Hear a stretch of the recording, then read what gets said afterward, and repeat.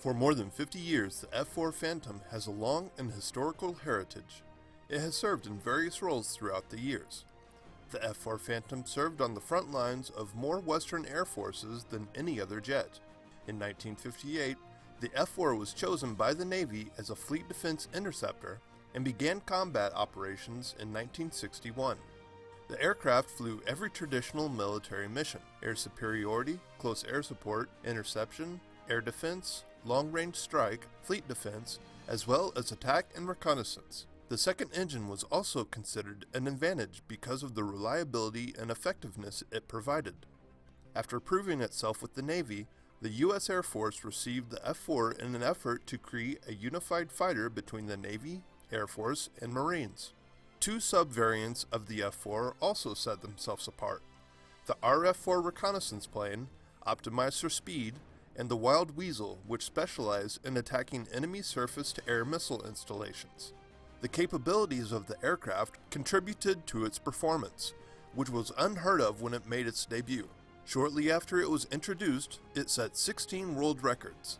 A few of these records were a world speed record of 1,604 miles per hour and an absolute altitude record of 98,556 feet.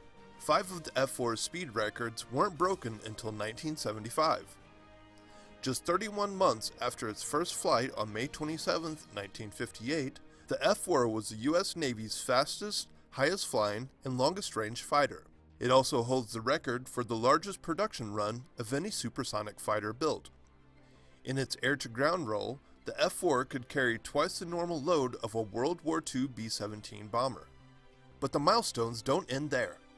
It was also the first and only aircraft to be flown by the Navy Blue Angels and Air Force Thunderbirds demonstration teams at the same time. The F-4 saw combat in both the Vietnam War and Operation Desert Storm. During its time of service in the U.S. military, the F-4 overcame the challenges thrown at it. The Phantom was retired from combat operations in 1996.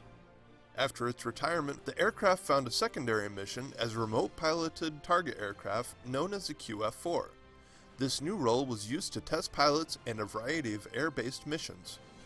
The aircraft flew its final mission on December 21, 2016 at Holloman Air Force Base, New Mexico, closing the book on a one-of-a-kind fighter that has earned its place in combat and aviation history.